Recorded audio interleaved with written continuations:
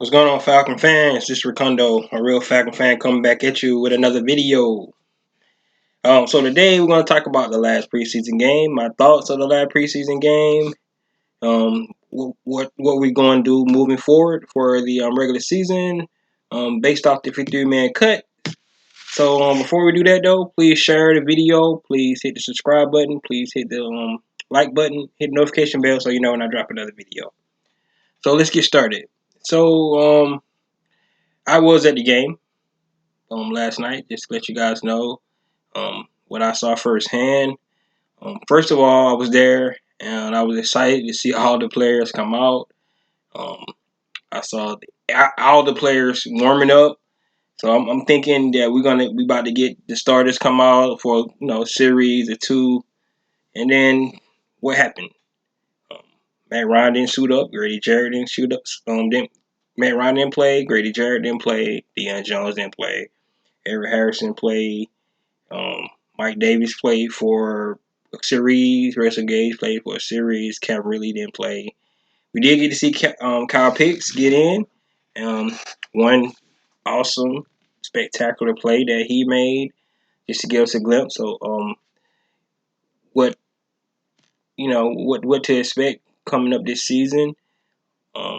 But from what we did see was, and I'm just going to give you just something a little different. What I think happened with our preseason this year, and for the most part, usually, um, and, in prior practices where coaches come out, they play their starters at least one series. They do a what they call a rehearsal game, and you kind of get an idea of what to expect coming up this season. We didn't get that this year, so.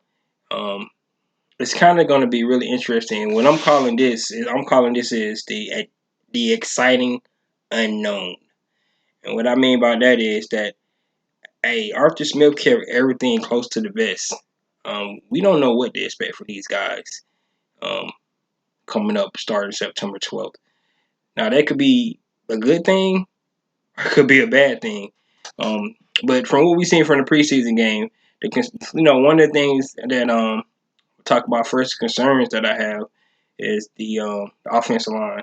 I still think the offensive line, far as a depth perspective, is not that good. I mean, these young guys still need a lot of development. Um, they didn't do well at all.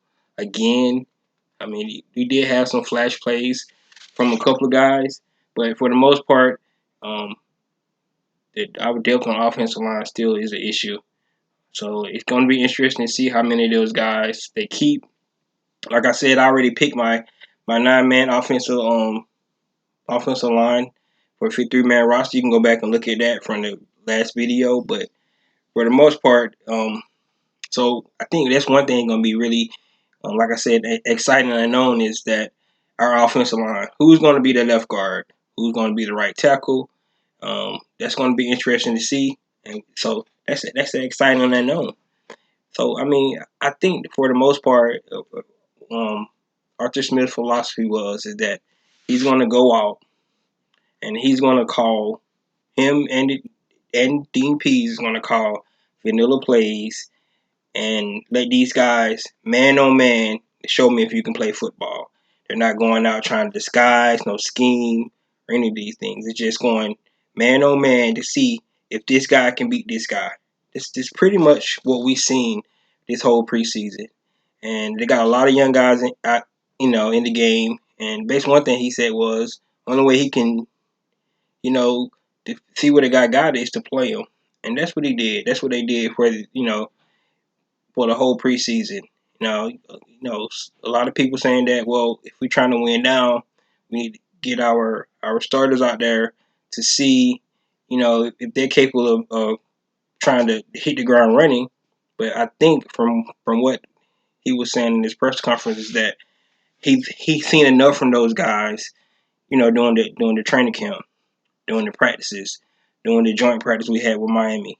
He's seen enough. He felt like they was right where they need to be, getting ready for our first game against Philadelphia. He mentioned that it's a 17-game season, and we getting ready for that marathon. And what he wanted to get out of the preseason was to develop these young guys. Some of these guys we might have to use again, you know, during the season. So that's what he wanted.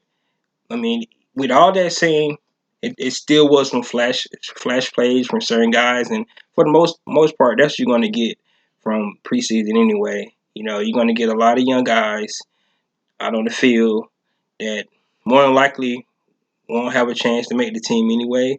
But every now and again, you'll get flash plays from players that that's gonna stick out, and they're gonna make play after play after play after play. And from what we've seen, it was some of the same players we've seen in the previous preseason games. So Ogundeji, he showed up again. He flashed again during the game. So I think he's going to be a rotational pass rusher for us this year. I think he's going to get some playing time. And I think he's getting some playing time early as the first game of the season. So I think Ogundeji showed enough. Marlon Davidson flashed again. He was dominant again in the interior line. And I think Marlon Davidson is going to play a big role for us. We saw Jonathan Bullard play big again. You know, with batting down the pitch. We can't get to the passer, bat it down. Jonathan Bullard. We saw Michael Walker out there again, flashing like he always do. So, like I said, we saw Deontay Foreman had a good run. We saw Quadra Allison have a good run. We seen Avery Williams again on his return game. I think he has the return game locked up for us. Just the way he returned the ball, just the flashy show. And then the brightest spot that we had was Josh Rosen. I think coming here on a Tuesday and trying to learn the playbook and going out there, and you can tell it was a lot of times he was lost on the plays. He'd go to hand off the ball, and the running back wasn't even there. So you can tell he really didn't know the playbook like he needed to. But to go out there to sling the ball around like he did, to show command and offense like he did, you know, being here for 4 or 5 days, and then getting out there on a new offensive scheme and throwing a touchdown pass, and I thought he did a great job, and that still to solidify my point, being that I think that he has more upside of being our backup quarterback than Felipe Franks at this point. I still think Felipe Franks is going to be a good backup quarterback in the league. You know, maybe he could be a starter at some point, but he needs a lot of development. I don't think he's ready to be the backup quarterback. And when I think about backup quarterback, just the question you got to ask is that if Matt Ryan was to get hurt, can this guy come in and lead your offense? And from what I've seen from the preseason, I don't think Felipe Franks is ready for that. I mean, of course, it's question about Josh Rosen, but if you got to go between the two, if they don't decide to go get another quarterback, from the cuts out there or via trade or something like that, I think Josh Rosen would be the better pick right now to be our second string quarterback. You guys let me know what y'all think about that, but that's just my opinion. But for the most part, from what I've seen from the preseason is that, and this last preseason game, and just look at it from a whole, all 3 games, is that it was by design that the coaching staff wanted to get the young players out there to see what they had. And like I said, it wasn't about, of course, you're always about winning and trying to win the game, but it was more about seeing these guys go out there and see if you can actually play football. Can you block the man in front of you? Can you get open? Can you beat coverage? Can you cover somebody on the back end? Can you tackle? From an offense standpoint, can you hit the hole from running backs? For the offense linemen, can you hold blocks? I mean, that's the only issue. That's really the biggest issue I had with this whole preseason. My offense as a whole put up, I think, like 26 points. So for Arthur Smith being a offensive coach coming in, when the first offensive coach we had in a while coming in as the Falcons head coach, um, is it a little concerning? Yes and no, from a standpoint that, like I said, it's not like he was actually going out there with a game plan and trying to trick the defense, doing great play calls and stuff like that. I think he was calling his basic plays, you know, wide zone right, wide zone left. Um, he was calling straight up play action, fake to the running back, go out, flat route. I mean, it was all basic plays. It wasn't this play, set up this play. We're going to exploit these tendencies from the defense. We're going to find the mismatches. It was none of that. It was more like just line up against this guy and see can you beat your man. And a lot of these, and like I said, and some guys flashed, but some guys didn't, and that's the tail of the tape. And because you can go out and you got to think about this in preseason, most teams don't scheme. So if you're going out trying to drop one of your perfect plays to get somebody open, that's good. That's great. You got somebody open on the perfect play, but that defensive player was just trying to play his basic keys, his basic key role to see can he beat your man. And you draw you draw one of your great design plays to get somebody open. That's fine. Like I said, at the end of the day, football is about winning, but in preseason, it's more about trying to find out who's gonna, make sure you get your rhythm down and find the guys who's gonna make the bottom half of your roster. That's what it's really all about. Um, you want to develop great habits. I get that. Look at the Baltimore Ravens. I think they won like 20 straight preseason games. So you want to develop good habits in winning, but at the same time, it's more than one way to skin a cat. Uh, I really believe that Arthur Smith hold everything close to the vest this time. Like, and that's why like I said, guys, I'm calling that the exciting unknown. What I mean by that is that we don't know what we're gonna get.